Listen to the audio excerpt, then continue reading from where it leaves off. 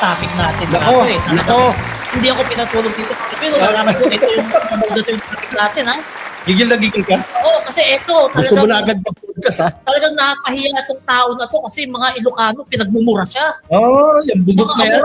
Itong mga Ilocano, ulang na lang, batukan to. Kung nakatabi niya lang, eh. Oo, kasi inaangkit niya yung mga Ilocano raw, solid na raw sa mga Duterte. Lahat, ha?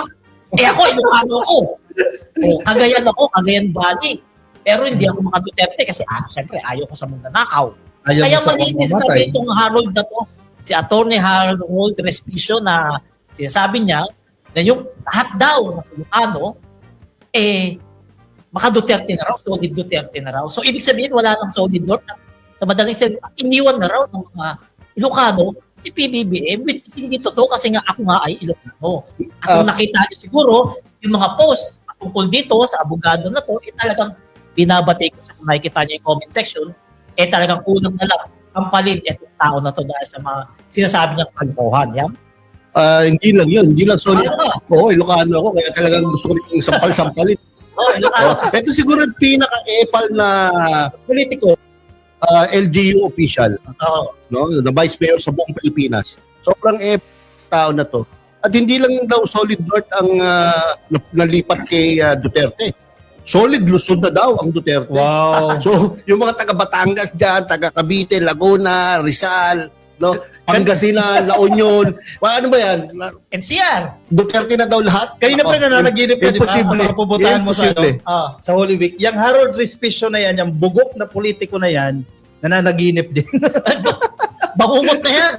Pero yun, unang-una, sinabi niya yan dyan sa araw ng Davao Sa isang event dyan sa Davao Kaharap pa si VP Sara Duterte. Ano na kasi yan? Sumisip-sip Baka siguro. naman gusto magpasenador. Malamang, or nag-audition. Audition piece niya yan. Audition. Kasi andyan mga bugok, di ba? Nakahilera sila dyan Lahat sila yung mga gustong i-line up sa pagkasenador ng presidente. Pagalingan sila ng speeches doon Iyan, nagpasikat si Respicio. Kahit di naman siya taga dyan, taga Davao. Kasi naman, hindi nga matunog yung pangalan. Paano makakapasok sa lineup yan? Pati nga yung ang bansang kain suka, nandyan din Kilala niyo yun? Oo. Sino yan? Oo. Yan po yung buang. Yan po yung buang. Oo, yan. Oo. Nakakatawa na. Bakit ba kain suka? Kasi sinabi niya na Grabe. hindi ko iboboto si Robin Padilla. Hindi lang yun. Maawa ka sa Pilipinas. Pero ngayon, sabi niya, si Robin Padilla, pambato kong Vice President. Pati sa mga Duterte. Di ba? Nga yan disqualify nga si Duterte noon Diba? Nung commissioner pa siya. Oo. Maraming sinabi yan na maanghang na salita against the Duterte. Kay Digong. Digong, kahit kay Sara. Bakit ngayon parang hinihimod-pet na siya, Robin? Wala nga siya pupuntang iba Kasi tatakbong mo doon tatakbong sila doon. Gustong maging senador. Gusto pa nga, meron pa nga lumabas Pinanutang pa nga yung Sara Guanzon Wow. May nabalitaan ako After ng event dyan sa Davao, syempre mag-ano yan, kakain yan Hindi raw inimbitahan itong si Rowena Gonzalo. Wala naman sa picture. Hindi siya inimbitahan. Kasi daw doon si Topacio. Si Topacio. Kasi magkaaway sila ng Topacio, di ba? Magkaaway ba? Si Topacio kasi, sinisiraan niya si Rowena Gonzalo. Kasi daw, nagbebenta ng mga t-shirt. Yung mga t-shirt na binibenta Ang punto ni Topacio dyan, may sense naman siya. Tatakbo ka sa pagkasenador, pinagkakakitaan mo. Yung tao ba, sige, bigyan kita ng t-shirt, sige, bilhin mo to, magkano yung presyo.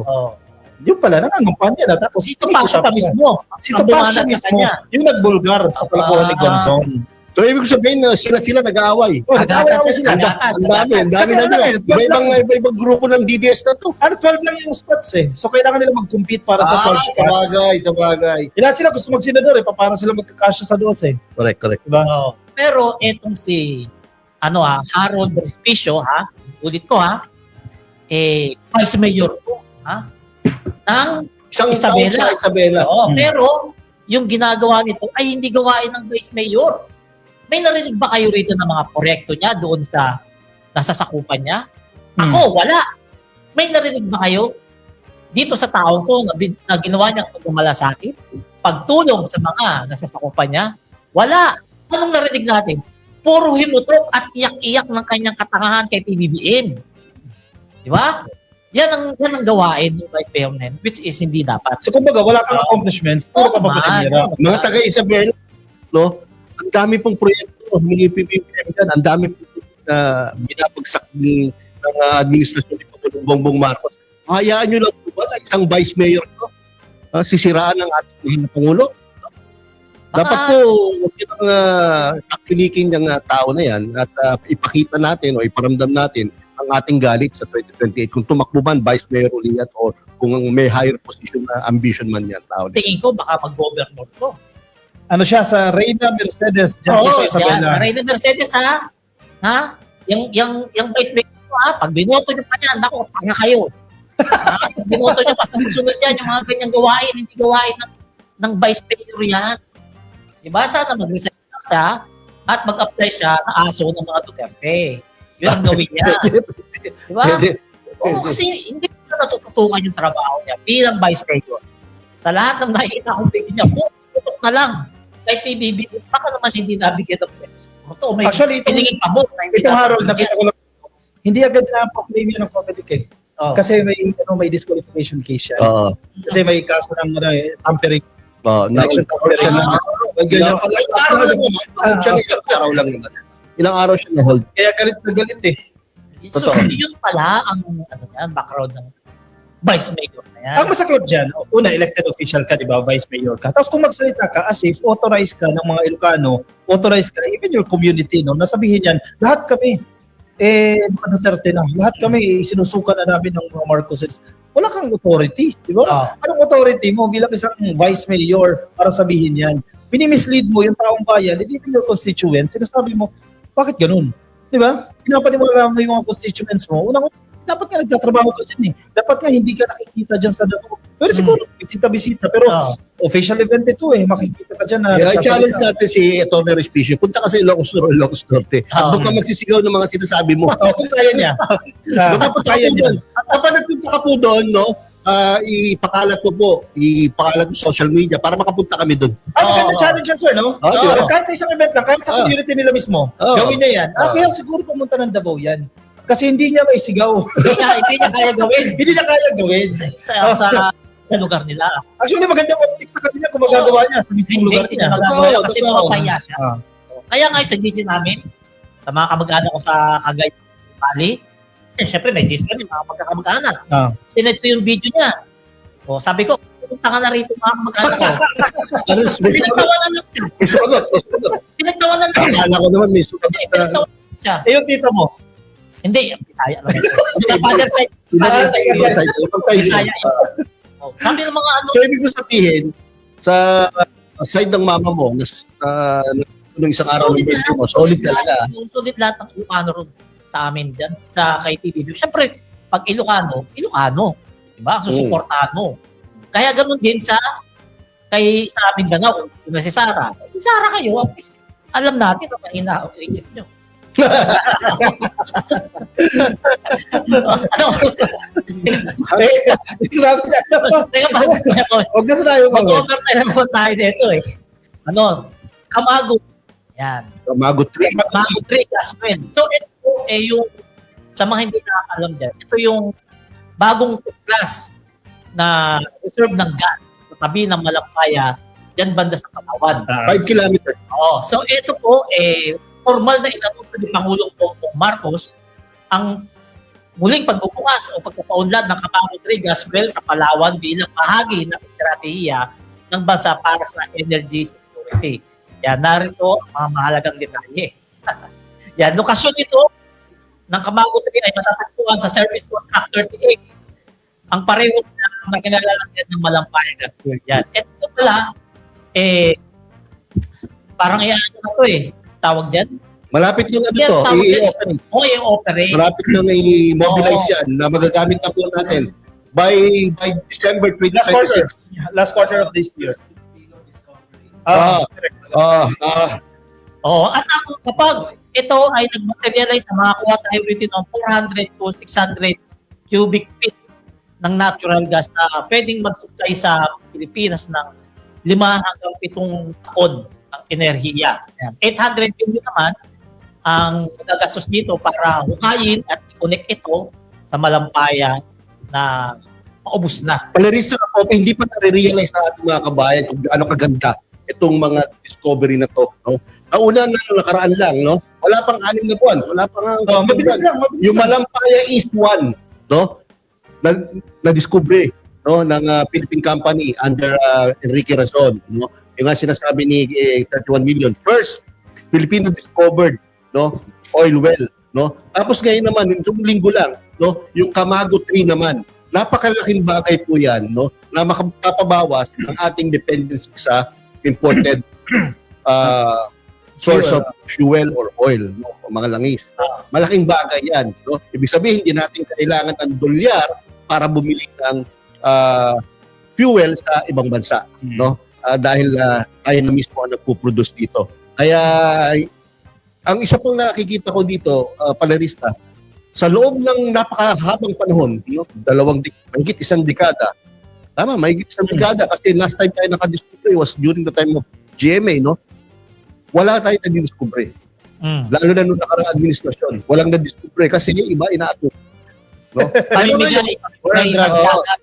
Pero ngayon, no, at mahigit 3 taon ang ating Pangulong Bongbong Marcos, no, 2 na po ang oil well na na-discover, no? At meron pa pong tinatrabaho, meron pang mga project na tinitignan, no, sa area ng Palawan kung merong oil, no, na makikita. Malaking bagay itong Camago 3, yan po yung gagamitin kasi gagamitin po yan para sa operasyon ng gas-fired power plants dyan sa Batangas na nagbibigay po ng kuryente sa Luzon. So, kung tatagal yan ng 5 to 7 years, malaking bagay yan. Kasi kung mapapansin natin, no, limitado yung supply natin eh. Sa ibang mga lugar, sige, labas tayo ng Luzon, halimbawa sa Boracay, uso pa yung rotational brownout eh. Diba? O 4 hours ka mawawalan kasi kailangan nila equally distribute ng kuryente. Pero kung may sapat na supply, halimbawa dito sa Luzon, ibang parte sa Luzon, nakakaranas pa rin ng rotational brownout, kahit pa paano, ma-address yan. 5 to 7 years, enough na yan. Sana within that period, makahanap pa tayo ng ibang sources. Malaking diba? bagay yun dahil yung mga nagne-negosyo, no? Hindi sila maabala o hindi sila pwede sila mag-grow. Yung operasyon, no? Pwede sila mag-grow dahil meron silang efficient or regular supply of At sana talaga, next year, electricity. early 2027, talagang mag-operate na itong Camago 3 para mas makatulong ito sa atin. Tama. So kasi ayan, may sinasabi ni Sir Yayam kanina, highly dependent tayo sa pag-import Correct. ng LNG, yung liquefied natural gas, di ba? Kung meron tayong sarili, di ba? Ayun po, pinag-uusapan na rin yun dyan sa West Philippine Sea, di ba? Kung Kayo, pabor pa kayo ron? ako, walang problema. Yung pinag-uusapan natin dito, yung potential agreement or partnership with China dito sa Discovery. Ako agree ako to. Imbis na pag-awayan yung lugar na yan, no? Joint exploration na lang para win-win. Parehong makinabang. Ako, diba? agree rin ako ron. Pero yung kasulatan dapat, Pilipino gagawa. Tayo gagawa. Kasi alam mo naman yung mga yan. Diba? Hindi natin masabi kung yung arbitral ruling niya, hindi na nila respeto eh.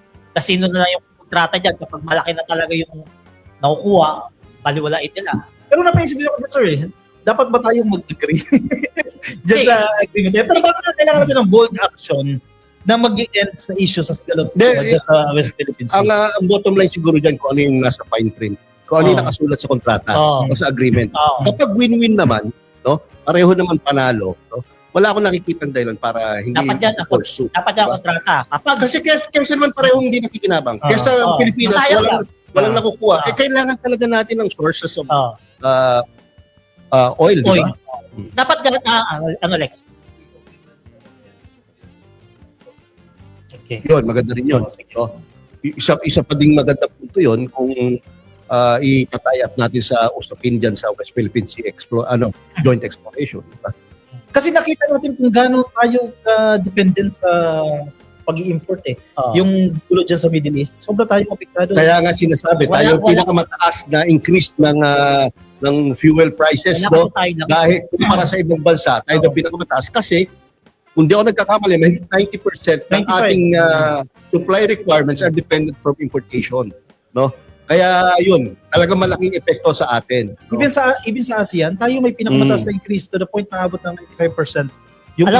Alam mo sa Japan, parang 90. 90 lang yung pinaka-ano nila, mataas sa atin. Umabot 90 pesos. 90 yung 90 pesos. 90 pesos. Kaya dito rin maganda itayapin usapin ng nuclear power plant na tinigil ng Aquino administration na dapat ay napapakinabangan na ngayon yung murang electricity dito ng mga Pilipino, di ba? Bakit ba yan? Itinigil yan? At ito pa isa, pwede natin pag-usapan na din dito, no? Yung na-monopolize ng kumpanya ni Leandro Lebiste ang solar energy, no, na ibinigay in a silver platter ng nakarang administrasyon kay Leandro Lebiste. Kaya natali tayo na ilang taon, hindi tayo naghahanap ng ibang companies na magpo-provide ng solar energy dahil na ibigay na halos lahat kay Leandro Lebiste. Ngayon, nung hindi nakapag-deliver, ayun, nga tayo ngayon. Yun yan, nabigyan. Nga tayo ngayon. Imbis na nakakatulong yung solar energy, no, nung, na dapat na itayong mga facilities sa loob ng 6 na taon, no, walang naitayo. Kaya ngayon, sabihin na lang, time ni Digong, 2019. Tapos 3 years ni Bongbong, mga 6 na taon na, di ba? So, yun ang isang malaking epekto sa atin ngayon. So, kung sinong dapat sisihin dito, no, alam niyo na kung sino. Tapos, ang problema pa dyan, yung Lebiste na yun, napakaingay pa ngayon. Oo. Imbis na gawa ng solusyon yung kapalpakan ng ano niya, kumpanya niya. Nagsaw naman ng isang araw. Diba? Ay, tama naman yung sinabi niya, natali talaga tayo ron, nasayang yung 6 na taon. Hindi, ang problema din kasi, na may mga nababasa na analysis, yung mga sumunod kasi kay Marcos Sr., walang vision eh. No?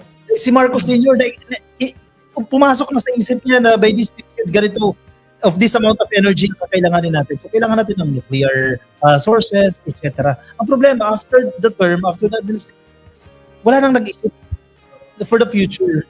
Hinayaan na. Club tinigil pa. Yung mga natin, mga seniors dyan, yung mga inabot yung panahon ni Ferdinand Edrelin Marcos Sr., no? Alam nyo, yung panahon ng ating mahal na Pangulo, si Apol Lakay, no? Advance talaga mag-isip kung magplano 5, 10, 15, 20, 30 years. Na-foresee na ni Apol Lakay itong mangyayari na magkukulang tayo sa energy, no? Na kailangan natin ng nuclear energy. Kaya tinayo yung Bataan Nuclear Plant, di ba? Yung ano natin, no, Minister of Energy, no, si Jeronimo Velasco, tandang-tanda ako kasi napakagaling na tao noon, no? Advance talaga sila magplano. 5, 10, 15, 20, 25 years sila kung magplano. Kaya na-foresee na nila yung mga nararanasan natin ngayon. Kasamang palad, nang dahil lang sa naka-tie up sa pangalang Marcos, ang Bataan Nuclear Plant, hindi tinuloy. No? Yan ang napakasama na nangyayari na. After na nangyari na nga yan, nakita na natin yung pangit epekto ng mga napagpapalit na administrasyon tapos hindi tinutuloy yung mga proyekto magaganda, dapat hindi na nangyayari yan. Diba? Correct yan. Sa mga susunod na administrasyon, hindi na dapat nangyayari yan. Kaya, in fact, si Pangulong Bongbong Marcos, worry niya ngayon yan. Kaya lahat ng mga magagandang na umpisahan niya, lahat ng mga legacy policies and projects niya, hindi itutuloy sa 2028 kung sino man yung mananalo. Ano lang hindi lang naman sa kuryente yan eh. Yung iba pang projects, flood control for instance, no? Yung mga spillways, napakalalaking spillways ng Metro Manila, itinigil din yun eh. Yung ilang phase ng construction ng spillways, itinigil din ni Cory Aquino yun. Ano nangyari? After on sa tingin ko hindi na Brian kasi may social media na. Madali na silang Ano pala yung subway? Subway. 1970s na plan pa yan, di ba? Ay, hindi pa kayo yan? Ay, naku naman. Kailangan na nila. 1973 pa yung study Sabi na ng... TDS, 1973 pa yung study ng JICA dyan. No, 1973 pa. Yung subway na yan. Kay Pangulong Bongbong Marcos ang taga-tinuloy. Yung mga ano, di ba mga C5, C3, lahat na, C7, MRT 1237, panahon pa ni Pangulong. So, ibig sabihin, kung hindi pala napalitan si Marcos Sr. dati, tuloy-tuloy na yung subway na gagawin dati. Baka pati yung mga ibang proyekto. Baka mala Singapore na tayo. Totoo mala Singapore. Oo. Yan. Pero mga kababayan pinapahatid ng ating gobyerno na sapat ang ating supply ng langis hanggang katapusan ng June. Inventaryo ng ayon sa Department of Energy, ang pambansang inventaryo ng langis ay 50.94 araw. Ito ay mas mataas sa minimum na requirement sa 30 to 45 na araw. Kumbaga, yung batayan natin, dapat may stock ka ng 45 days. Pero ang stock natin ay tatagal ng 50 days. So ngayon, ano namang oras? Dito na tayo sa topic natin bago tayo maglasa ng comment. Ito kasi napag-uusapan ngayon. Kasi may matatandaan natin, itong si DILG Secretary John Beck Remulla, parang pabor na i-demolish yung SK. Sangguniang Kabataan. Sangguniang Kabataan. Yan. Kasi alam naman natin na maraming nagsasabi na yung SK daw, ginagawang training ground ng mga baby dinosaurs. Crocodiles. Crocodile pala, diba? Baby crocodiles. Akala ko dinosaur eh. Yan. At marami rin talaga nagsasabi na minsan yung chairman nila, SK chairman, nung election, naglalakad, kung nanalo, nakamotor na raw. Million. Oo, at yung iba pa raw, ay, may videos na rin daw. Naka-videos na. Oo, ngayon nagtataka yung iba natin. Di lang yun, minsan nagkabak-bahay pa. O, ngayon nagtataka yung iba natin, mga kabataan natin, saan kumukuha ng panghulog o ng pang-down payment, yung mga SK na yan, yun lang naman ang sahod nila. Baka kinash. Ha? Saan nga nagkano lang ng SK kagawad, SK chairman, nagkaroon na ng kotse, motor, at nakapag-third floor na ng bahay. At may grocery pa sa ilalim. May sari-sari store. Hindi natin masisisi yung mga kababayan natin. Sabihin niyo, invento ko to ha. Totoo Hindi natin yan. masisisi yung mga kababayan natin kung bakit pabor silang i-abolish yung SK. Kasi nakikita nila sa mga barangay nila, na-obserbahan nila yan Hindi sa nakakabuti. barangay nila. O, ikaw ba yun, pabor Ako talaga? definitely agree ako dyan na i-abolish yung SK. Malaking bagay nga yan. Buti na si Sean Vic Remulla, yan din yung kanyang stand. Oo. Kasi during the time of Robredo, dating DILG secretary, yan din ang gusto niya. I-abolish din yan. Mas makakatipid ang gobyerno ng billions of pesos dahil sa pagkakandak ng eleksyon. Oo. Ang estimate during that time, aabot ng 5 billion ang matitipid ng gobyerno sa hindi lang pagkakandak ng eleksyon. Not to mention yung sahod ng yung honorarium ng mga SK chairman. Diba? Napakalaking tipid sa gobyerno na magagamit natin yan. Ay, paano, ang isang concern din kasi ng ibang mga kabataan, paano kami magkakaroon ng boses? Wala kaming representation sa barangay council, di ba? Pwede naman magkaroon. Pwede Alam naman. Hindi na kailangan ng representasyon kung yung mayaman lang nagre-represent sa inyo. Di ba? Ikaw, Yam. Sa totoo lang, no, dapat kasi ang SK ay political. Hindi nakikialam sa mga elections, no, sa mga ginagawa ng mga politiko sa barangay at sa LGU. No? Ang problema, ginagamit sila ng mga politiko. No? At sa paggamit sa kanila, kasama na din dyan yung corruption. Kasama na din dyan yung patronage politics na tinatawag. No? At ang kasamaang palad, no, ito nga yung nagiging training ground, no, ng mga batang corrupt. No? Na later on or in the future, na naghahangad din na maging kagawad, maging vice mayor, maging mayor, dala-dala nila yung natutunan nilang corruption nung sila ay bata. Kasi isipin mo Pero teka muna, in fairness hindi lahat hindi lahat. Meron pa ang problema kasi nakakonsentrate sa SK chairman, no? Yung pag-discard o paghawak ng pera ng SK. Yung mga kagawad ng SK, most likely than not, hindi masyado involved. Naabunan lang yan. Hindi masyado involved sa corruption. At marami din naman talagang masidhi sa kagustuhan na makatulong sa kapwa. Pero ang problema nga, nagiging training ground na talaga ang mga corruption. Alam mo ba, 10% pa yung budget ng SK doon sa budget ng barangay? Parang ganon. Alam mo, 100 million yung budget ng barangay mo. May 10 million. Correct. Yung SK. Para sa programang pangkabataan. Ngayon, yung 10 million na yun, diyan sila kumukuha ng mga yung paborito nila project, team building, seminar, ibang beach, white resort, white sand. Alam naman natin yan, nangyari yan noong nakaraang taon lang, na-issue yan doon sa Correct. isang bayan sa Maynila, di ba? Parang lahat ng mga opisyal ng SK doon, nagpunta pa ng Thailand. Tama. Di ba? Na-issue nga yan. Ngayon, yung ginastos nila ron, hindi ba sayang yun? Kaya nga nag-viral yun kasi binatikos talaga sila ng todo kasi nang hinayang yung mga kababayan natin sa pinanggastos nilang seminar team building doon sa Thailand imbis na itinulong na lang daw o idinagdag na lang sa scholarship ng mga kabataan na mas malaking tulong kaysa pinang team building nila. Alam mo dyan kasi, hindi lang dyan sa Maynila, karamihan talaga. May mga nakikita rin, mahilig sila mag-seminar. Mahilig sila mag-team building dyan sa mga resort. So, yung mga sports activities. Yung sports activities, pwede naman gawin na ng barangay mismo yan. Pwede naman mag-appoint ng isang group of people, ang barangay, nakasama rin sa mga kagawad, ng isang in charge for sports development. Actually, meron na. Isa sa mga kagawad sa council mismo, sa barangay council. Kaya nga. Meron ng committee dyan sa sports. Kaya ang problema, nandodoble. May nakausap ako mga SK chairman, no? Kasi medyo active-active din tayo dyan sa mga youth MMA. Eh baka naman baby director ka dati. Hindi ako elected, no? Ganito nangyayari daw. Contrary sa sinasabi mo pre kanina, no, na sila magkakadat sila ng mga seminars, yung ibang mga nakausap ko, hindi sila pinapahawak ng budget. Kasi minamaliit sila ng kapitan ng mga kagawad. Ang sinasabi sa kanila, wala kayong alam dyan. So hindi ipapahawak sa kanila yung budget. Pag may ipoprocure sila sa isang project, ang nagpo-procure ng mga kagawad at mga barangay chairman na.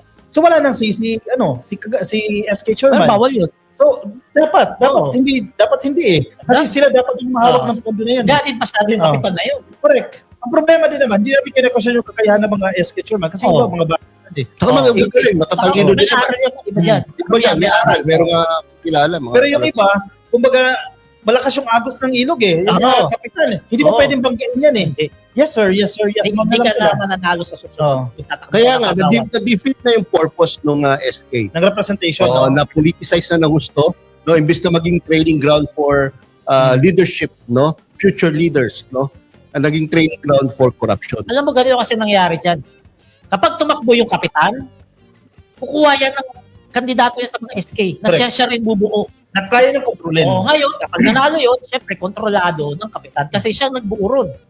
Kapag hindi sumunod si chairman, kapag natapos termino mo, hindi ka pwede magkagawad. Sa akin, sa line-up ko. Ganyan nagiging kalakaran yan. Kaya yung SK chairman, takot. Meron pa nga di ba? Mismo, opisina ng SK, ginagawang inuman nila. At saka yung mga ibang SK, meron yan. Sa lugar namin sa Marikina, yung mga SK officials, ang yayabang. Pero, mga Section 5 yan, Section 6, Section 7. Report. Sa Marikina, shoutout sa mga taga-Marikina. Kilala ko yan, mga schoolmates ko yung mga SK officials. Sila yung nasa lower section. Mayayabang.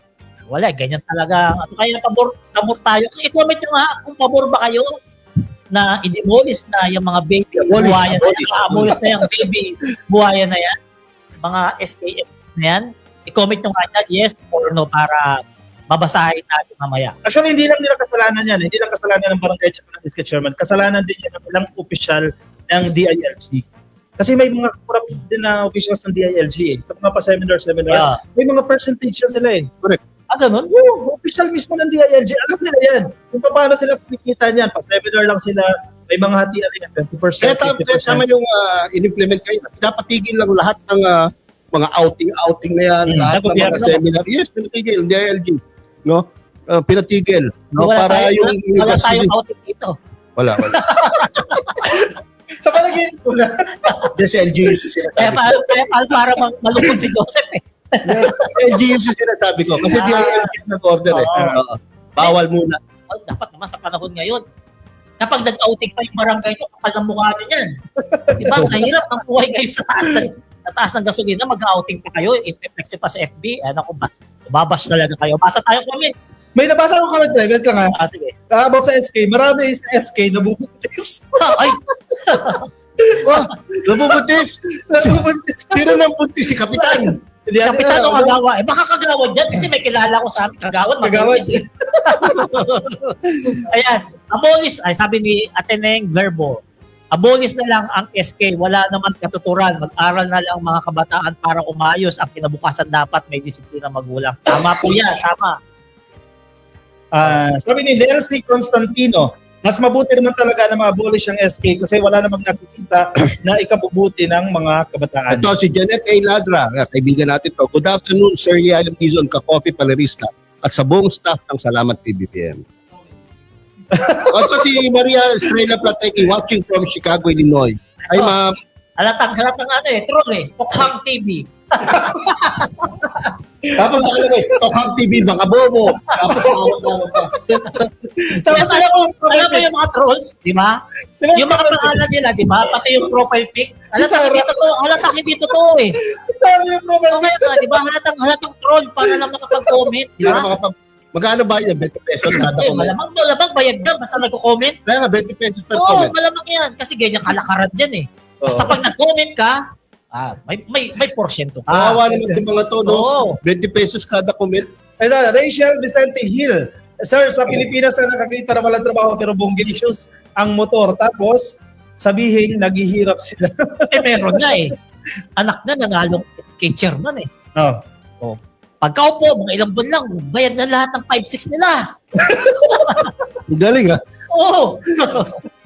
Ayun. Paano mo naman nalaman yun? Palilista talaga Hindi, naman. ikaw nagpautang eh. Sa akin umutang. O yan, si Luis Cadlas, pabor ako, ma-abolish ang SK. Sayang lang talaga ang pondo. O malaki yung matitipid natin sa Oo. pagkakanda ko ng Magkano? South and the South. During the time of Robredo, Mm. pinag-usapan na rin yan, naabot ng 5 billion just for the conduct of their... Oh, hindi na ganun ngayon yan. Baka Mas mataas ngayon Hindi, yan. pagpalagay mo, hindi, magkano ba sahod ng kagawad ngayon? Depende. SK. Depende sa barangay. Oo. Honorarium sila dyan. On average, siguro mga 10 to 15. Pero depende kasi sa barangay. Ito maganda yung sinabi ni Melanie Recamara Hoyohoy Moreno. Ibalik ang GMRC kasi walang mga modo ang mga kabataan ngayon. Actually, meron. Hindi naman lahat kami kabataan, walang modo. Yung GMRC naman sa school. Sa Meron. elementary meron. Oo. Meron. Ngayon, isipin mo, sahod nila, 50,000. Kagawad. Ah. Tapos, pagpalagay mo, chairman, mataas-taas yan, 25, ha? Mas Halimbawa, mataas. isipin mo, kagawad ka. Kuha ka ng motor niyan. Di ba? Kasi may pangulo ka na eh. Di ba? Parang pinag-iirita mo yung motor. Hindi. Kasi totoo nangyayari yan. Ayaw ko lang talaga magbanggit. Mio Soul Eye. Di ba? Hindi, best pa na kagad. Best. Para, Best. para 9,000 hulog mo monthly. Ayan, ito pinag-usapan lang natin tong abolition ng SK kasi nabanggit ito ni DILG John Vic Remulla. At base naman sa comment section, maraming pabor sa ating mga kababayan na nanonood sa atin ngayon na tanggalin na talaga yung SK kasi nga naging training ground sa mga baby crocodile natin. Ayan, yan. Okay, Next papunta po tayo sa segment 2. No? Yayam's editorial. No?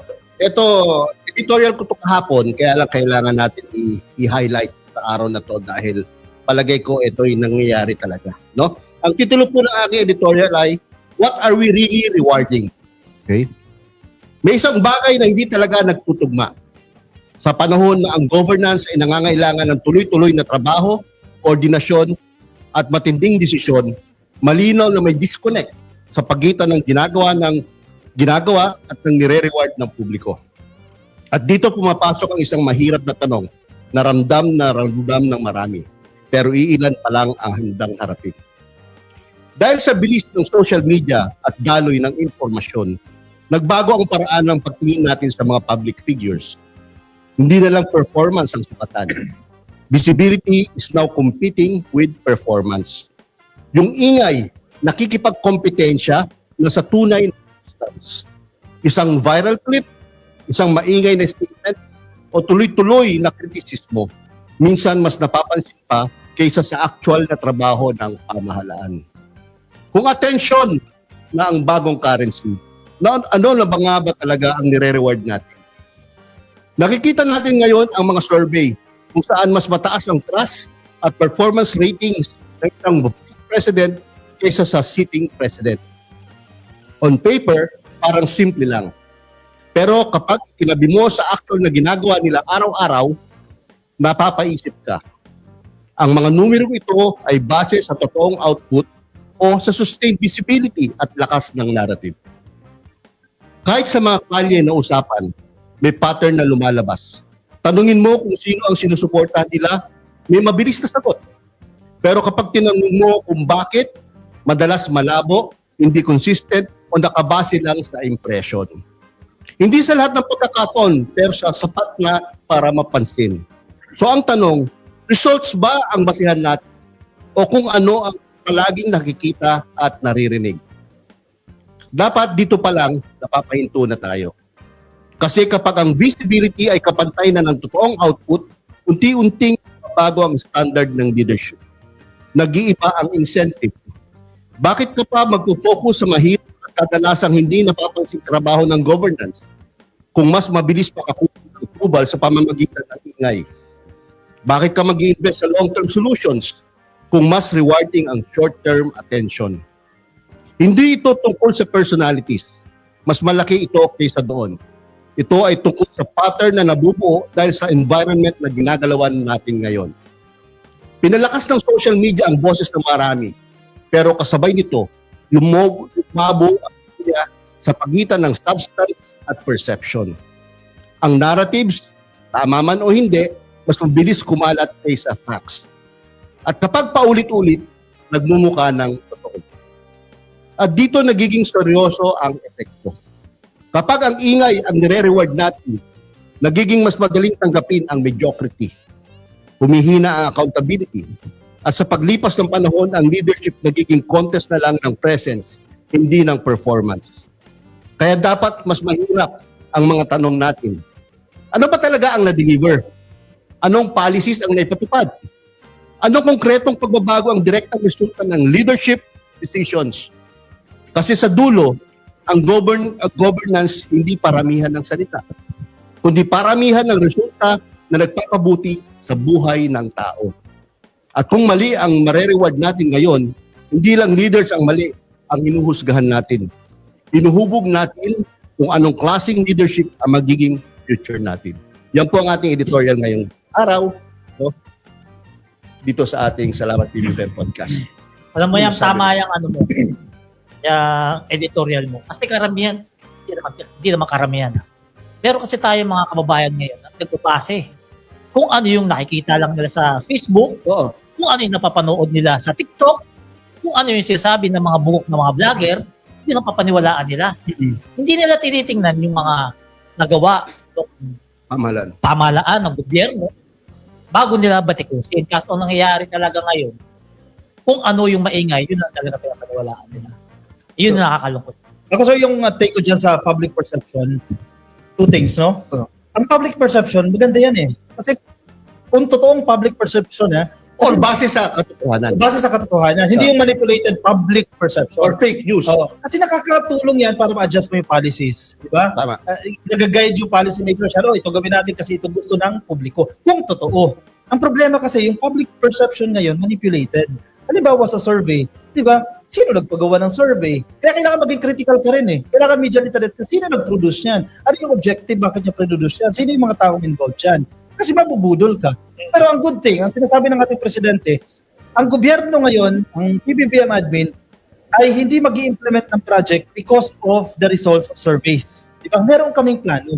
Merong Philippine Development Plan, ito yung susundan natin. Pinag-aralan ito mga plano na to. Hindi namin ito babaguhin dahil naglabas ang bagong survey na ayaw ng publiko sa isang bagay na to. Diba? Merong plano. Importante pa rin may plano. Kasi ang hirap mo nang ma-determine, totoo ba yan? Public perception ba yan o manipulated public perception? Tama. Doon ang hirang mahirap. Kaya nakakalungkot lang dyan yung mga kabayan na hindi nila alam kung ano yung manipulated sa totoo. Kaya importante yung media literacy. So, di ba? Meron akong gustong ipunta sa sinabi mo. Si Pangulong Bongbong Marcos talaga nakikinig sa mga sinasabi ng taong bayan. Very sensitive siya. Correct. Ang problema, itong taong bayan, kapag nagbigay ng opinion, pero yung opinion nila base sa fake news, sa mga maling narratives, di syempre makakapagbigay din sila ng maling perception, maling akala, na ang danger doon, susundin ng Pangulo yung perception na yun na mali, base sa maling informasyon, di ba? Parang hindi talaga maganda. Diba? Pero hindi ganun sa presidente. Ang bagay. Ang kaibahan nila ni Sara Duterte, di ba, sa case ng pagpapadala ng eroplano, yung basis ni Sara Duterte, bakit ganun yung kanyang remarks na napakabilis magpadala ng eroplano? Kasi yung ginawa daw nila sa Davao. Ang basis noon, sa isa niyang kaibigan ng OFW na taga Middle East.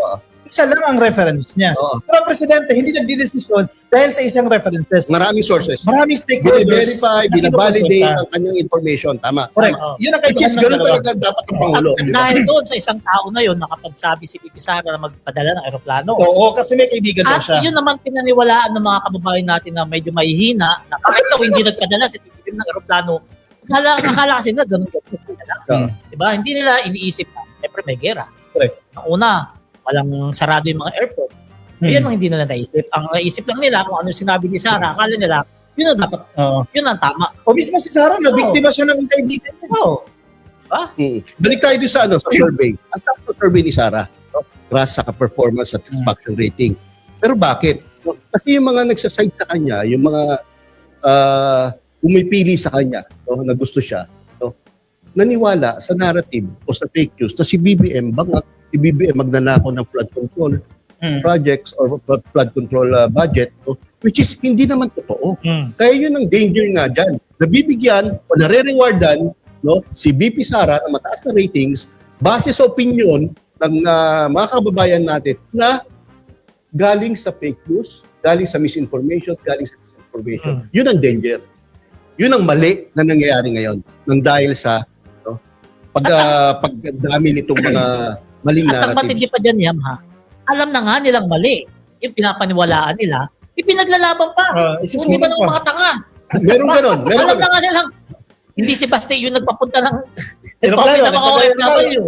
Di ba? Hmm. Ipinaglalaban pa. Bakit mo sinisiraan si Basti? Trabaho niya raw talaga yun. Hindi na makipagtalo. Oo. Kasi kung nakipagtalo ka, masisiraan ka ng ulo eh. Ako, ayoko na rin magpapala sa ganun eh. Minsan talagang matatalino pa eh. Ako, kapag nagbablog ako, tapos nakikita ng mga kapitbahay ko, mga friend ko sa FB, yung mga vlog ko kay BBM, tapos kumukontra sila, ina-unfriend ko, bobo eh. Ina-unfriend ko kagad. Ina-unfriend ko na. Kasi bobo. Para mahawa yung ibang friend eh. Ito kinuwento ko pa sa mga ibang vloggers. Classmate ko or schoolmate, magna cum laude. Ay, matalino. Oo, matatalino. CPA, cum laude graduate, magna cum laude graduate, tapos TDS. Tapos kung makipagtalo, talagang kala mo papatay na sa kanyang opinion. Marami ka ganyan. Aggressive. Sobrang aggressive. Tapos pipilitan pa yung balundok na kanilang pangangatwiran. Oo. Lalo na yung pinangalandakan nila yung tama na pumatay Oo. ng walang due process. Dahil ano naman daw, addict naman daw. So, saan ka nakakita ng ganung mga tao na hindi ko alam, hindi ko maintindihan bakit ganun. Sa akin madalas nangyayari, kasi syempre alam nyo na vlogger tayo, tapos naimbita tayo sa birthday kasal, binyag. Pag nagkakatalo-talo na, minsan pinapatulong ko pa eh. Pero pag nagkakainitan na yun, parang magkakasakitan na, nagpapreno na ako. Isigil ko na rin utang niya. Sabihin na may margulan ka naman eh. Wala ganun. Oo. Di ba? Nakikipagtalo-talo na walang sigilan ng utang. Eh, minsan nabitin ko na ako eh. Sinisigil ko talaga yung utang niya. Yung ibang dealers naman ng mga nakakausap ko, kasi daw, natulungan sila ng Duterte admin. Halimbawa, yung passport, naging 10 years na. Yun lagi yung inano niya eh. Yun lagi in-insist na, hindi kasi kaibigang 10 years na yung passport ko. Kailangan mo mag-isip nang iniisip din yung ibang tao, hindi lang yung sarili mo. Di ba? Correct. Think of the common good. Correct. Tingnan mo yung majority, hindi lang yung sarili mo. Kasi di ka lang nag-isa sa mundo na to. Isipin mo yung mga pinatay, di ba? Isipin mo yung mga policies na nakasira sa iba. Ikaw lang? Hindi, ang mabigat Isipin yun, mo yung mga kabataan, yung mga 3 years old, 4 years old, 5 years old, ang mga teenager na nadamay, napatay, no? Nang dahil dyan sa war on drugs na yan. Wala mas mabigat yung passport. Tapos sasabihin, ang idadahilan lang sa'yo ni Bato de la Rosa na nagtatago ngayon ano yan collateral damage, hindi maiwasan. Pero anak niya yun. Kaya nga. Kaya nasabi ko doon sa mga nagtatanggol sa AJK, no? Kaya kayo ganyan, dahil hindi nyo pa nararanasan, hindi nyo mahal sa buhay yung nakaranas ng AJK. Hindi sa pamilya nyo nangyari. Hihintayin nyo pa sa pamilya nyo mangyari ang ganyan bago kayo magising sa katotohanan na masamang-masama ang AJK. No? Walang sino man sa buong mundo, walang tao sino man sa buong mundo na may karapatan magsabi kung sino dapat mabuhay at sino dapat mamatay. Ako nga minsan nagpo-post ako sa pinaka-main account ko para makita ba mga kapitbahay ko, mga friend ko. Post agad ako. Okay lang ba? Yung anak mo, pagkamalang adik at pinatay, okay lang ba sa'yo? Yung sabi ng DDS ng kapitbahay. Hindi nagko-comment yung mga bobo. Yung mga loyalist na yung mga friend ko ng mga BBM nagko-comment, hindi pwede, hindi dapat mali. Pero yung mga kilala ko mga hindi nagko-comment. Singilin ko agad sila pag nag-comment. Hindi makakasagot di ba? Oo. Yan ang sinasabi Diba? natin Ang mga pinapatama ko naman dyan, alam ko rin may mga utang sa akin para madaling barahin. O yan, meron ka mo tayo. Next. Speaking of fake news, pumunta tayo sa segment sa topic na to. Fake news debunk! Hindi ba? Wala pa iba. Wala Sabay. Diba? Ito tayo sa segment na ipapakita natin, ipapadama natin, ipapalasap natin sa mga kababayan nating na niligaw ng landas na yung kanilang pinapaniwalaan ay fake news. Ito na. Hindi pa yan. Yan. Fake news debunk! Ayan. Ito maganda tong natin na to itong segment natin na to Kasi talagang maraming nagkalat ngayon na fake news na tayong tatlo lang ang may kakayahan, di ba? Lupit. Ang lupit na dating mo. Sabi na yabang talaga nito. Lakas talaga mo lang sabi ng paligid. Okay, pag-usapan natin kung ano i-debunk natin. Mga kaya yan, mga ka-BBM, meron daw in order ang Davao del Norte na. Davao del Norte yan. Davao del Norte na langis, no, galing sa Malaysia, no, in order at diretsong i-deliver sa Davao del Norte, no. Ngayon, nagsalita po ang gobyerno ng Malaysia, especially yung Petronas, na sila yung nag-export ng langis from Malaysia.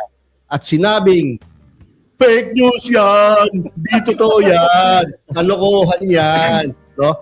Unang-una mga kayayan, hindi po nakikipag-negotiate ang mga oil exporters sa mga individual groups or sa mga LGUs. No? Ang kinakausap lang po ng mga oil exporters ay yung mga companies. No? Kunyari, Petron, Shell, Caltex, yung talagang legit companies, oil companies dito sa Pilipinas para kapag order sila o mag-aangkat sila ng langis. So bakit ba may balitang ganyan niya? Ano ba pinagmulan niyan? Palagay ko gusto lang nilang bigyan ng credit etong mga politiko. At saka ano, sir, i-discredit yung gobyerno. Kasi discredit yung gobyerno on one hand and then kumuha ng credit at magbida-bida. Ang gusto nila kasi palabasin dyan, mabagal si Marcos, mabilis sa mga taga-Davao. Correct, Yan ang correct. gusto nila palabasin. At ito pa, ibebenta daw 20 to 30 pesos yung fuel. Totoo hindi, tatapos sa kanila. Sa Davao del Norte ka na. Pag nagawa nyo yan, mag-DDS na ako ngayon din. Grabe. Ang nakakalungkot yan, ha? Alam natin na fake news yan. Alam natin na kalokohan yan. Alam natin na tanga yung gumawa niyan. Pero may mga naniniwala pa rin tayo mga kababayan yan. At pinupuri na mabilis na talaga kumilos ang mga leader dyan sa Davao. At si PBBM ay pakupad-kupad daw. Yan ang nakakalungkot. Hindi ko alam kung ano na taken out of context si Kuya Go, si Governor ng Davao del Norte. Kasi tinignan ko rin yung transcript ng kanyang sinasabi, no. Ang sabi niya, nakausap niya na yung King, initially approved na siya, pero nakikipag-ugnayan pa siya sa Department of Energy. Pero syempre, yung mga DDS, masyadong excited, kailangan nilang palabasin agad na mabilis kumilos ang Davao, kahit Davao del Norte, mabilis kumilos. Siya napakalat na agad sila ng fake news. Inunahan na agad. Alam mo, itong mga DDS ito nakakasira sa mga Duterte sa totoo lang eh. Ito, yung mga ginagawa nila yan na, tinga kay, sino ba yung rapper? Yung PDD ba yun? PDD. PDD. Ginawang Nigerian Prince. Naniwala yung mga DDS doon. Diba? Naniwala yung mga DDS na pati daw yung prinsipe ng Nigeria, kinausap ni Paste. Hindi nila alam, kriminal yung kinausap ni Paste. Hindi pa doon. Yung ano daw, sa'yo na naman. yung langis doon na i-import sa Pilipinas, no? Ay 1,500 gallons. Ano yun, parang isang L300 lang yun. Parang nagiging lang yun. Nagiging po lang yun. Parang isang L300 lang yun. Yan kasi mga Ako kaubayan. pinaniwalaan. Yan yung dapat sabi natin na bago ka maniwala dyan, dapat alamin mo kung saan nanggaling yan. Kung sino yung gumawa niyan. At bakit ginawa yan. Hindi yung maniniwala ka kaagad. Diba? Kapag na-fake news na, kapag nasabihan ka ka, nasabihan mo si Yaya, mayabang. Di ba? Kaya dapat alamin natin lahat. Mga BBM, tignan nyo po yung yung katulad ng mga images na ginagamit nila, yung mga materials. Karamihan po mga lumang pictures o lumang math card at hindi tunay na leader o tao katulad yung kay PDD. Hindi naman po talaga siya Prince of Nigeria, kundi rapper po sa United States. So, mag-check po tayo, maging mapanuri, gaya nga sabi ni 31 Million Movement, maging mapanuri po tayo sa mga nakikita natin sa social media dahil hindi po lahat ng nakikita at nababasa natin ay totoo. Kaya mas mainam pa, halimbawa, hindi kayo sigurado, no? Tingnan ninyo yung mga mainstream media. Kahit paano kasi ang mainstream media, may filters na yan eh. May mga editors na yan, na-check na yan, na-verify na yan. Ito ba, fake news? Though at some points, no, na nakakalusot pa rin yung iba, pero malaking bagay, kumbaga, less chance na magkakamali sila. So, doon kayo tumingin sa mga mainstream media. At kapag alam nyo, kapag may kutob kayo na fake news yan, na hindi totoo, huwag nyo muna paniwalaan at huwag nyo rin muna i-share. Kasi sa oras na i-share mo yan, ibig sabihin, naniwala ka dyan. At kung fake news yan, isa lang ibig sabihin niya, ob ka na hindi gumagamit ng utak kasi share mo yung fake news. At nakabiktima ka. Di Oo. ba? Kumalat propagate ka pa. Di ba? Kaya ingat-ingat tayo mga kababayan kasi maraming ganyan. para sirain lang nila si PBBM. Gumagawa sila ng napakaraming fake news at hindi lang yan yung marami pa yan. Ay, meron nga yung katotohanan niya. Ito, fact. May dumating na crudo galing Russia. Totoo yun. 22 million Pero liters. sinakyan nila. Ang nagpadala, 22 million liters or 1.6 million Barrels. totoo yun, galing Russia. Correct. Pero sinakyan nila. Ang nagpadala daw niyan ay si Sarah. Kasi may Sarah Sky. Oo. Diba? May naniwala rin doon. Kasi sabi nila, sabi ng mga ibang DDS, hindi raw ilalagay sa Barko. barko yung Sarah Sky kung hindi raw pagmamayari ni Sarah yun. Di ba? Ang hirap na lang kasi pag sinabihan mo na tanga, magagalit eh. Ako din lang ako nakikipagtalo Ano kapag bang ganun. salita na mas masakit pa sa TAN-GA? Mang. Hindi. Yung mas masakit yung talagang masasaktan sila. Stupid. Dumb. Di ba? Oo, ipinag. Stupid. Ayan, ha? Taga-PCO nagsalita yan, ha? Ayan, mga kaubayan, ha? Dito tayo sa... Hindi, sabi mo yung Sarah Sky, yung pangalan po ng barko, kapag nirehistro po yan, may pangalan na po yan. Oo. Hindi po pwede basta-basta palitan yan. Edit O, nila, no? Hindi pwede Oo. basta magkaroon ng pangalan yan, no? Kaya, Ano, no? hindi pwede magkaroon ng pangalan yan ng mabilisan, no? Oo. Nang hindi nakarehistro yan. Dinagdagan nila. Sarah Sky, dinagdagan nila na Basta Inedit. Sky. Ah. Inedit nila. By the way, meron palang mga vloggers, no? Yung, ang purpose ng kanilang pedal ng fake news ay para pag-awayin ang mga iba't ibang kulay. Pag-awayin ng ganun? berde sa dilaw, pag-awayin ng pula sa berde. Ano, divide and conquer. So, yung gano'n, no? Meron po talaga mga gano'n, no? At yung iba naman po, ang purpose nila ay engagement lang talaga para dumami ang kanilang followers, dumami ang kanilang engagements, at kumita sa social media. Si Mark Ian, no? Nakiki-comment, oh.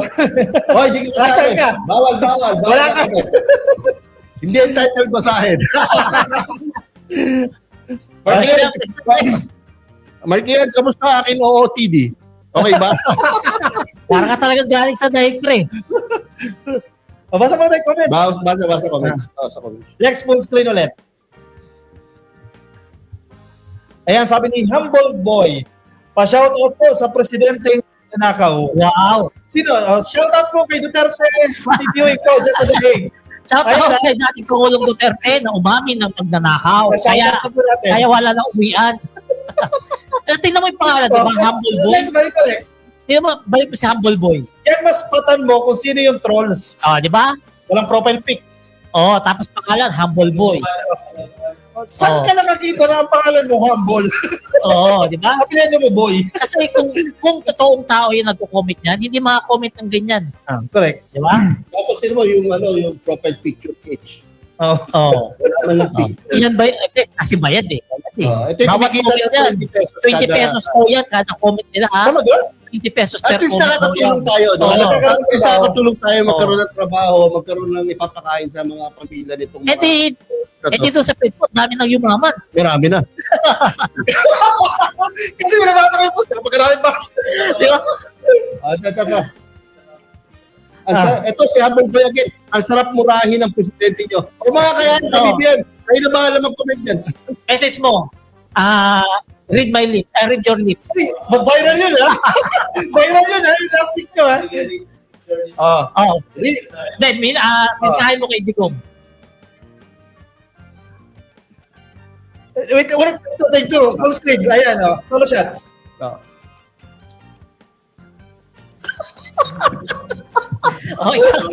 Ikaw nyo. Ayaw ko sumak. Kaya naman. Ako. Ito. Okay, Digong. Sige kasi, Ayaw. Sana. Bayaran ka sa last time.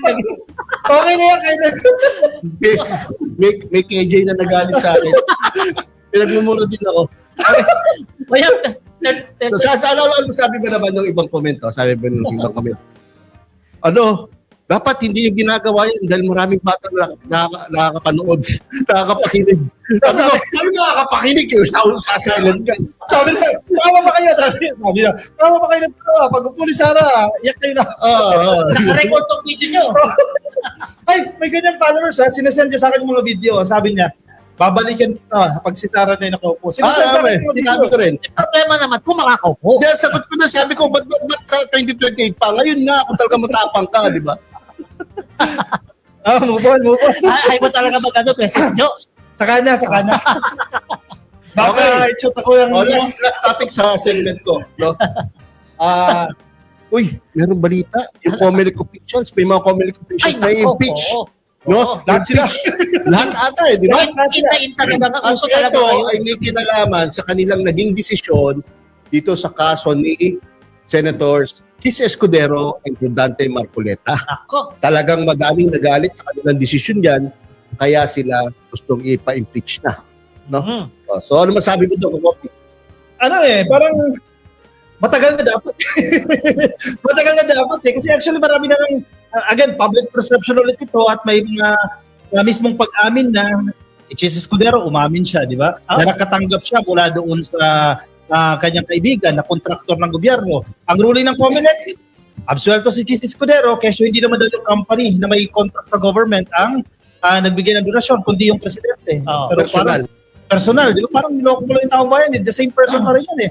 Ganon din yung kay Marcoleta. So parang dinadaan tayo sa technicalities. Parang pinaikutan yung batas, ano? Correct. Parang sinisubcontent nila yung batas So, for their own selfish needs. Ang matindi rito ako sa tingin ko dapat ma-impeach talaga itong mga Comelec official na to. Kasi yung kay Marcoleta, yung sosi niya, yung pagsisinungaling niya rin, hindi niya dinikter yung mga nag-donate sa kanya. Malaking kasalanan sa sosi yun. Kasi dapat yan lahat, i-declare mo. Correct. Magkano nagastos mo. Nagkataon itong si Marcoleta, hindi nag-isip ng maayos. Nag-contradict yung sosi niya doon sa salin niya. Kaya sinabi niya, hindi pa naman ako kandidato nung donate yung mga yan. Oo nga, hindi ka pa kandidato pero congressman ka. Tsaka hindi siya naging honest sa filing ng sosi di ba? Kung pa lang, hindi na honest yung politiko. Dapat yun ang nakita ng Comelec. Ang problema, hindi lang yun ang naging desisyon nila, yun ang gagamiting dahilan ng mga politiko na magpa-file ng sources sa mga susunod na panahon. Yun na nga. Which is ang pangit na president. No? Ang pangit na president. Isa pa, meron ding petisyon dyan sa Comelec na suspindihin itong Ako Bicol Party List. Kasi nakinabang yan dahil sa illegal activities ni Zaldico.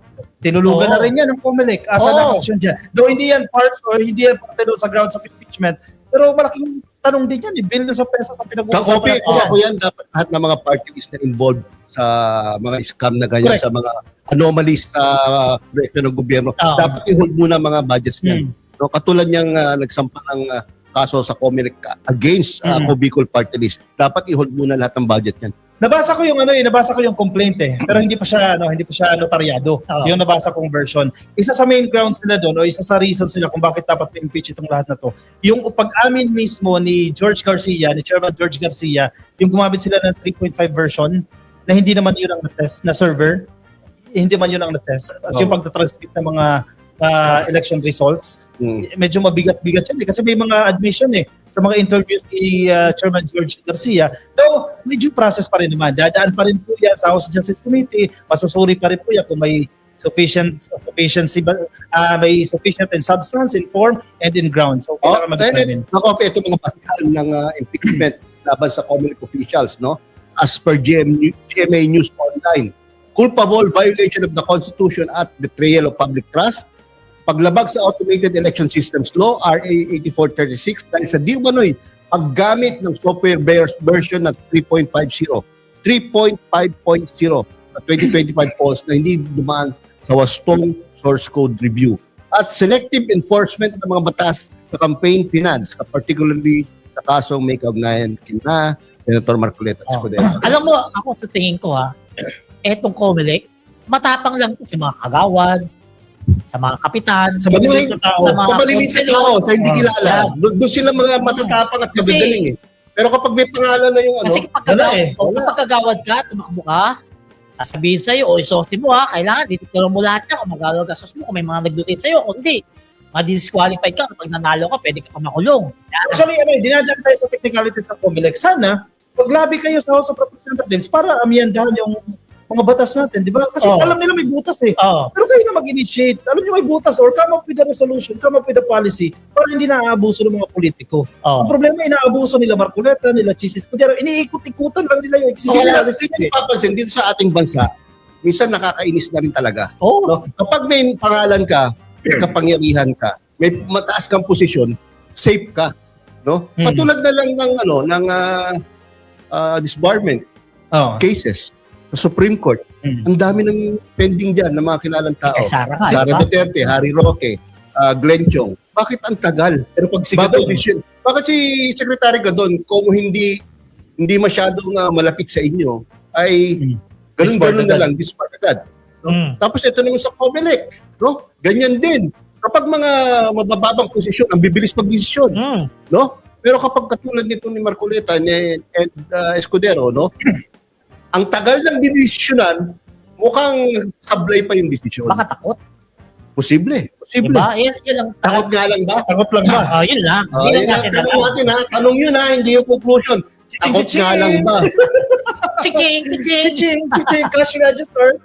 Yan ang nakakalungkot na masalimuot na buhay natin sa Pilipinas na kapag kagawad nga, diba, sobrang higpit nila, pero kapag mga senador, ayun, absuelto. Marami nga nagsasabi mga political lawyer na mali daw yung desisyon ng COMELEC dito kay Marcoleta dahil harap-harapan daw talaga na hindi sinunod ni Marcoleta yung tamang pag-pick up dun sa kanyang sose. Kaso wala eh. Yan ang desisyon nila eh. Kaya ngayon, ma-impeach sila. Comment nyo nga dyan mga kababayan kung pabor ba kayo? Ma-impeach itong pabigat sa Pilipinas na COMELEC official? Lahat sila. Comment nyo na. Lahat sila. Para malaman natin ang pulso ng taong bayan pagdating sa usaping ito. Ngayon, basa muna tayo ng bago na tayo kay Coffee, no? Ito kay Lilio Sorio. Sabi niya, kung ibinigay yung pera noong hindi pa siya kandidato para sa anong dahilan, congressman naman siya noong sinabi. Hindi. May sagot tayo dyan. Una, congressman siya. Hindi ka dapat tumanggap ng donasyon. Kung donasyon yan, i-file yan, dapat may tax yan. Ibabangga sa tax records yan. Ito pala, may sinabi rin siya, napakababang dahilan ni Marcoleta, pero pinaburan agad ng COMELEC official. Tama yun po. Next. Lilio Sorio. Yan yun. Yan ang masakit na katotohanan, sabi niya kaganina. Si Hil Batakan, hindi takot mga taga-COMELEC. Baka lang may kasunduan. Ito si Jeep Almeda. Jeep Almeda. Good evening, Sir Yam, Kakopi, and Palerista watching from Australia. Yan, si Sir Almeda. Lex, yung isa, may tanong yung kanina, prior to JP Almeda, shout out po sa inyo. Gerardo Alumia, makabibiyan, pwede magtanong. Di ba merong isinauli na pera galing flood control? Bakit hindi nila gamitin pag-ayuda? Total sana, 118 million lang naman tayo sa Pinas. Kahit nag-1 million, lang tayo, laking tulong. Naku, imposible po yan. Imposible po yan. Imposible. Ibang nasa panaginip. Kapag ginawa ni PBBM yan, kulong siya dyan. Hindi, niyo po, i-multiply niyo po. Kahit sa math po, hindi ubra yung inyong math. Hindi magkakasya. 1 million po times 110 million, magkano po lalabas? Trillions of pesos. Hindi lang. Maliit lang naman po yung nakuha sa flood control. Pwede ko tagpipiso. Hindi po sasapat yung nakuha sa sa flood control. Yan, Susan Peralta, impeach lahat yan, makakapal ang mga mukha. Naman, ayan, comment ng mga kababayan natin, binabasa lang namin. Si Marilu Lu, confident sila na makakatakbo si Sara sa 2028. Ay, hindi yan makakatakbo. Napanaginipan po na yan. Ito si Esther Centeno. Hello mga sirs. Sabi siya. Ito, last, Ernesto Sembrano Tamayo. Magandang hapon po sa inyo, sir. Magandang hapon din po sa inyo. Sige, Jo. Move tayo sa ating next topic kahapon. Naku po, mismong si Presidente ang nag-inaugurate, nagbukas mismo ng mga bagong toll gates dyan po sa Cavitex C5 Link Segment 3B. At libre po ng 1 buwan yung toll gates. Hindi ka magbabayad dyan. At ang biyahe po mula sa Parañaque hanggang sa Taguig, dati po 1.5 hours yun, 90 minutes. Ngayon, reduce na po yan ng 15 minutes. Pansinin ninyo? Hindi lang 1 oras. Kasi kapag na-tsempohan mo talaga yung rush hour dyan sa NAIA, sa gilid ng NAIA, papuntang SM Sukat, yung flyover doon. Pag na-check mo talaga yan, ako, isang oras nga, doon pa lang sa NAIA, makawit doon sa may stoplight. Ngayon, itong ginawa ni PBBM na C5 Cavite Connector, napakalaking tulong nito. Nadaanan ko na to eh. Napakaganda, dire-diretso kapag galing ka kasi ng Coastal Road, papunta ka ng Pasay, pagdating mo ng toll gate, hindi ka na papasok sa toll gate. Dito ka na sa pinakakanan para paakyat ng rampa papunta dyan sa Cavite C5 connector na yan. At napakabilis ang biyahe niyan. Diretso na yan doon sa C5 sa Taguig. At yan ngayon ay libre. Libre. Libre. Yan ba yung December na sinasabi? Hindi, hanggang ano lang. Itong April lang. Bago bukas. Okay. Pero yung isa, hanggang December 30. Baka sisilis. Sa Kabanatuan. Sige. Sa saving measures, So, meron tayong video kailangan na natin kaya. na ilatag through infrastructure.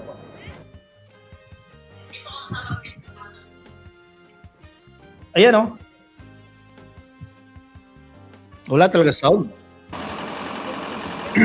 Yan yung inspection. Wala naman sound doon. Yan yung inspection. Nandiyan si Presidente, nandiyan si Secretary Vince.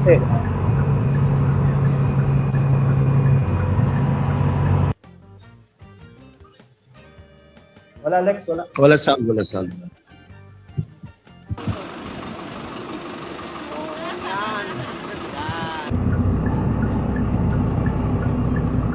Ayan. Alam mo, bilib ka rin dito kay Ramon Ang no? Bilib ka rin dito kasi makikita mo yung suporta niya sa gobyerno, talagang full support siya kay PBBM. Sa mga ginagawang proyekto ni PBBM, lagi siyang nandyan sa likod line. Yan yung sa may NAIA. Yung kay Ramon Ang, no? Sa- Sa NAIA. Skyway yan. Yan yung yan yung sa Cavitex. Cavitex yan. Cavitex.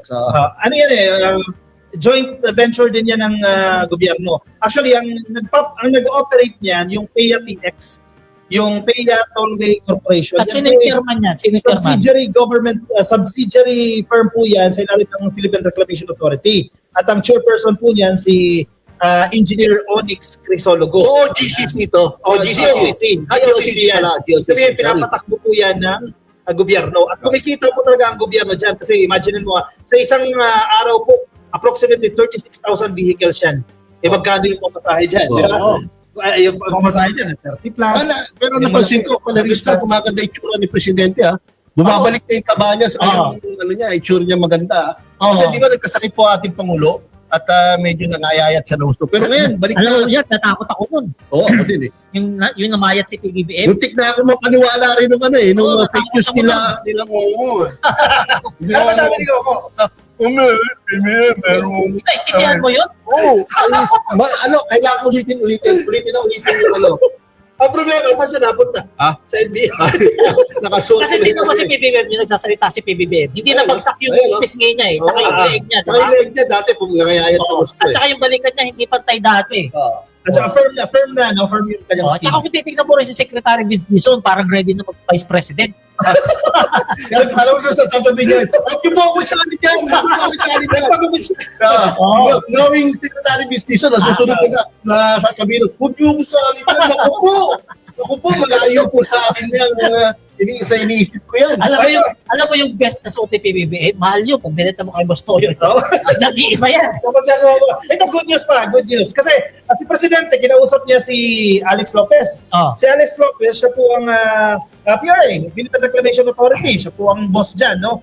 At ang plano daw in the future, i-connect siya sa Skyway, i-connect siya sa ibang expressway. Lahat connected na lahat. Connect na siya. Napakaganda talaga. Paranaque, sige, kung gusto mo pumunta ang Taguig ng Quezon City, o dyan ka na dumaan sa segment 3B. Kasi kakabit pa siya sa ibang expressway. So, alam mo ba yan, vintage Bongbong Marcos eh. Kasi lahat ng proyekto niya gusto niya connect. Kabit-kabit. Di ba? Lahat yan. Baka yan naman kasi nakikita sa tatay niya. Oo, tama. Di ba? Kasi syempre mag-ama, nag-uusap yan habang nagkakasama. Kasi ano rin yan eh, di ba? Yung mga C3, C4, C5, C6. Interconnected na yan, highway siya. Sa tatay niya rin mga vision, plano yung mga yan dati. Kasi kung titingnan ng ordinary yung tao, mapapabilis yung biyahe niya, di ba? Oo. Pero kung titingnan mo siya ng mas mataas, ng mas malawak, no, yung impact niya sa ekonomiya, yung flow of goods, napakabilis. So kaganda yung ating ekonomiya. Delivery of goods, at dumadaan dyan, malaking bagay yan. Mapapabilis ng biyahe, ng pag-deliver ng goods, pag-biyahe ng mga tao, therefore makakatipid sa cost. Correct. At kapag nakatipid ka sa cost, lalaki ang income mo. Correct. Lalong dadami titira niya sa At at the Cavite. same time, yung consumers, mapapababa din yung purchase price niya ng mga goods and services. At saka yung valuation ng lote. Oo. Hindi, mapapabilis na. Hello, Mark Villar. Kung taga-Pasig ka, nakatira ka sa Cavite, ang hirap ng biyahe dyan. Wala kang ibang daan kung hindi EDSA. Tapos Coastal Road. Ngayon, kung taga-Pasig ka nagtatrabaho, tapos sa Cavite ka uwi, dito ka lang dadaan. Sa Cavite. Yung sinasabi natin yung interconnection ng mga daan. Ganyan din ang mangyayari sa ating mga MRT, LRT, subway. No? Yung MRT 7. Lahat po yan, magiging magkakonnect po lahat yan. Kaya magiging napakadali na po mag-travel by train. At saka pwede ka nang dumiretso ng airport. Kasi may line papuntang airport na eh. May iwasan na yung isang jeep ang mag-ahatid sa'yo o yung susundo. Kasi may mga common stations eh. Kaya yun Panahon mo yun, pre. Oo, totoo yun. Panahon ko, no, kapag sumundo ka sa airport, o kaya maghatid ka sa airport, isang jeep, sa batalyon. Oo, magsasunod sa'yo. Oo, kasi isa Pero ngayon hindi na. No? Kasi sa amin ngayon medyo wala nang ganun, Joy. Wala na. Wala na. Ganon. Panahon ko na naman. Sige, ito pa tayo sa ating next topic. Ang ating presidente, naku po, good news na naman po yan, nagpunta sa Isabela at malaki po yung impact ng ginawa niya para sa ating mga magsasaka dyan. Layunin po ng pagpunta ng ating presidente, palangkasin po yung sektor ng agrikultura at yung kalusugan sa rehiyon. May mga cold storage facilities, may mga, tawag natin dyan, mga dryer facilities na pwede pong magamit ng ating mga magsasaka para mapataas po yung kanilang kita. Kasi sa pamamagitan po nito mga dryer facilities na yan, nababawasan po yung post-harvest losses. Halimbawa, ikaw, umani ka ng sibuyas. Ang nila doon, rice processing system. Yes, Pero meron din mga pang sibuyas na may ginamit din sila pang ano. Gets. Halimbawa, nag-ani ka ng sibuyas, 5 sako po yung inani ninyo. Eh, syempre, kulang sa post-harvest facilities, pwedeng mabibenta pa lang dyan, 3, 4, lugi ka na kagad ng 1 sako. Kung hindi mo mabenta lahat, lugi ka Kung na hindi mo mabenta lahat. Oo. Kasi walang pinagkaiba. Kung hindi nyo napapasin mga kababayan, sa panahon lang ni PBBM, wala ka na makikita kamatis na nasira dahil hindi nabenta. Wala ka na makikita sibuyas o gulay na nasira kasi nga hindi nabenta. Dahil bakit? Dahil dito sa cold storage na mga proyekto ni PBBM sa bawat probinsya. Ganito yan. Halimbawa, magsasaka ka. Umani ka ng kamatis. 10 sako. O ngayon, ibinenta mo. Di ba? Ang nabenta mo lang, 1 sako. O saan nilalagay yung 1 sako? Ngayon, dun mo ilalagay lahat muna dun sa cold storage. Aba, magbebenta ka lang o 1 sako. Ganun, unti-unti habang yung mga produkto mo na doon sa cold storage, hindi masisira. Hindi masasayang kasi nga Naiwasan yung wastage. Oo, kasi Losses. gaya nga cold storage, freezer na malaki para hindi masira yung mga produkto. Kaya wala na tayo mabalitaan, kamatis na sira, itinapon. Correct. Diba? Ito ang mga pinuntahan niya, ang Batali Warehouse na may multi-purpose drying pavement. Hindi na sa kalsada na kabilang yung mga palay. Sa Ramon Onion Cold Storage Facility, matatagpuan po sa Barangay Batali. Ito po yung may kapasidad na 20,000 bags ng sibuyas. Ang dami yan. Nakatutulong po ito upang mapahaba po yung buhay ng animo na 1 to 2 months. Kaya na pong magtagal yan hanggang 5 to 7 months. Kaya malaking kita na magsasaka kasi hindi sila mapipilitang ibagsak presyo. At saka ano kasi yung ba, nag-harvest ka ngayon, syempre mataas yung supply mo. Diba? Ngayon lang, paano yung next month? Yun nga. Diba? Bababa yung supply. Sa pagdating naman po sa serbisyo pangkalusugan, pinasyalan din po ng ating Pangulo ang Cabanatuan Super Health Center sa Barangay San Andres. Nag-turnover din po sa Pangulong Bongbong Marcos sa mga bagong ambulance para mas mapabilis po yung pagtugon sa mga emergency po sa kanilang probinsya. Nagkaroon din po ng pakikipag-usap sa mga Doctors to the Barrios o yung DTTB na i-deploy po sa Cabanatuan upang palakasin po ang rural healthcare. Next topic natin yung Doctors to the Barrios Ngayon? Oo. Sige, diretso mo na.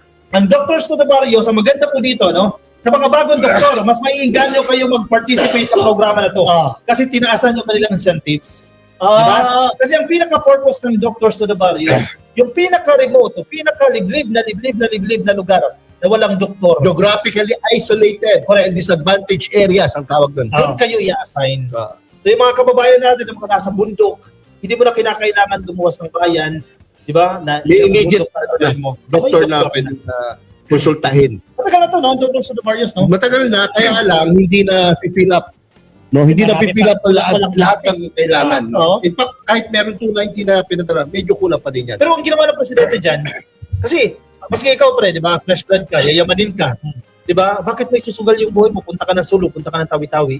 Maliban na lang kung talaga yung mainit ka talaga, gusto mo tumulong sa kababayan. Pero, monetary-wise, malaking bagay din yung pag-inganyo eh. Ang ginawa ni PBBM dyan, magugulat kayo ha, yung risk allowance tinaasan. Yung incentives tinaasan. So para kahit papano, no, makukompensate yung takot mo. So yan, pwede ka na padala ka na doon ng sunod. And sana naman yung mga kababayan natin, mga rebelde, di ba? Spare nyo yung mga doktor. Ang ganda, at saka nakikita ko dito, ang maganda dito, yung approach, ginawang holistic. Yung mga doktor, yung mga gustong mag-doktor, ginagawang scholar ng gobyerno. At kapag, no, naging nakatapos at naging doktor, sila yung mga una na na-assign sa mga ganyang class assignments. Kasi nga, doon sa pagiging scholar ng bayan, ng isang doktor, no, kailangan ka mag-servisyo muna, no, para man mabawi yung pinuhunan sa iyo, yung tuition fees mo, yung mga gastos sa iyo, no? Which is napakaganda naman, tama lang naman yun. Ngayon, after a certain period of time, like 4 years, 5 years, no, doon ka palang pwede mag-practice ng sarili mo o lumabas sa program ng gobyerno tungkol sa scholarship ng mga doktor. Napakaganda niya. Parang diba? BUSC scholarship na, di ba? Nakatali ka ng 5 years. Correct. Maganda kasi yung gano'n, di ba? Sa ano pa lang, pinaprepare na yung mga... So, nakalagay rito, Tawi-Tawi at Sulu priority. Naku, kailangan, dyan sa Tawi-Tawi nakapunta na ako dyan. Tingin ko, kailangan talaga dyan ng doktor. Totoo. Ito, Region Dyan sa 8, Tawi-Tawi. sa Eastern Samar, correct. Marami din po ang hindi pa na-check up nating kababayan dyan, no? Region 4B, nakalulungkot dito, Palawan, no? Palawan eh. At mabuti Palawan, na lang at priority din PBBM niya sa mga doktor to the barrio na yan dahil kailangan talaga ng mga kababayan natin. Sana doon, lalo na doon sa may mga liblib na lugar, yung mga hindi na inaabot ng sasakyan. Sana nga doon may mga clinic na na may mga doktor kasi may mga nakikita ako lugar, mga nilalakad lang. Lalo dyan sa Leyte. May video raw tayo, may video. Ganda. Para sa Michael Jackson ako sa Bukera. Galing ako sa mga pagpublikong hospital at nakikita ko doon ang mga kababayan natin na nagpupunta na lang kapag malubha na ang sakit. So ako bilang doktor, naramdaman ko na ang sakit nila na sana sa kanilang bayan pa lang ay natutugunan na yung kailangan nilang pangkalusugan. Sobrang tulong sa amin so, kasi nandito na lahat ng kailangan namin nandito na. We don't have to go to other places for diagnosis lahat na ganun. Nagpapasalamat po ako at meron na pong libreng pampatingin yung laboratory po kasi po mahirap po ngayon sa financial, lalo po nag-struggle po sa financial. May libre na po, hindi na po kami pupunta ng mga private hospital para po magpatingin. Doctors to the Barrio po na program, napakalaking tulong po talaga sa health services po natin sa ating bansa. Kasi talagang natutugunan niya yung mga cases na hindi talaga na-reach ng mga public service. Ang inyo pong initiative ay malaking tulong upang mapabuti ang kalagayan ng kalusugan ng ating kababayan. Asahan niyo po na patuloy namin gagampanan ng aming tungkulin sa pagbibigay ng dekalidad na serbisyong pangkalusugan para po sa lahat. Actually, maganda yung sinasabi ni Doc dyan eh. Pupunta ka sa doktor, malubha na yung sakit. Kung may doktor, yung preventive, mas makakatipid ang gobyerno dyan eh. Diba? Huwag na natin hintayin na magkasakit siya, na check up siya, ito yung dapat gawin, etc. Hindi na siya pupunta doon sa kung kailan malubha na. Gagastos din ang gobyerno. Ganun talaga. So yan, mga kababayan ha. Comment. Basa man tayo comment bago magbakasyon na. Paris Chefs, President BBM have genuinely love and concern for all the Filipinos, especially to our farmers, giving them all the facilities to make more productive and their crops are properly well cared of. Yes, ganda comment, ganda. Oy, kilala ko yun Kaya, Nanay niya. hanga talaga ang talino at sipag ni PBBM. Yan. Katulad din siya ni Apo Lakay na tatay niya na iniisip kung paano maiaangat ang Pilipinas at mapaginhawa ang buhay ng mga Pilipino. Yan. Nice. So, kaya, Gusto ng allowance. oo. Basa nyo. Annabelle, magaling talaga si PBBM. Focus sa trabaho kahit maraming distraction. Exactly. Sige, next Lex. Si Lilio Sorio. O, sipag mag-comment sir ha. Yun ang pinakamaganda. Meron ng mga laboratory at pwede nang mag-opera ang mga ospital. Correct. At walang pinipilian ha, kahit DBS na ha. grade 1 ka lang na DDS. Yung ano lang, yung zero balance billing, Oo. napakalaking bagay niya, no? Oo. Wala kang babayaran. Ayan, last. Ayan. Hindi, tapos na yan eh. Okay, okay. Isa pa. Ay, hindi pa ba Paris tapos Chats. Siya din yung comment kanina. People on countryside are being monitored by our President BBM, giving them medical staff for them to be convenient and time. They need medical help. President BBM is really the best. Correct.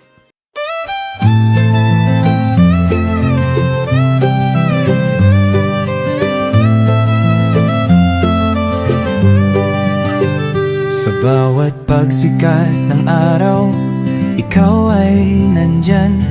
Tinig mong matatag, sa amin ay gabay. Pag-asa ng bayan, pangakong totoo. BBM, isa kang totoong tao. Sa mahirap at api, ika'y sumusuporta. Tapat mong paglilingkod, lahat kami nakakita sa iyong pamumuno. Bayan ay umaangat, bagong Pilipinas, pangarap ay tapat. Ikaw ang aming BBM, Pangulong matapat. Sa puso ng masa, inaangat ating watawat. Sa hirap at ginhawa, ika'y kasama. Pilipinas ay babangon, dahil ikaw ang pag-asa. Mula Luzon, Visayas hanggang Mindanao, boses mo'y umaabot. Dala ay pag-ahon, magtulungan, magkaisa. Sabi mo sa lahat, para sa bayan, ikaw ang aming alamat. Ang pangarap mong bansa, taas noo masagana. Manggagawa't magsasaka, binigyang halaga. Serbisyong totoo, hindi pagpapanggap. Ang puso ng bayan, ikaw ang hinahanap. Ikaw ang aming BBM, Pangulong matapat.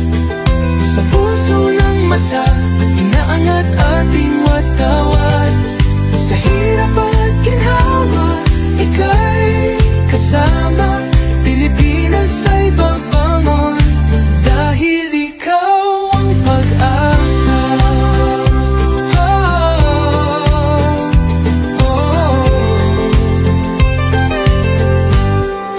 Ikaw ang aming BBM, Pangulong matapat. Sa puso ng masa, inaangat ating watawat.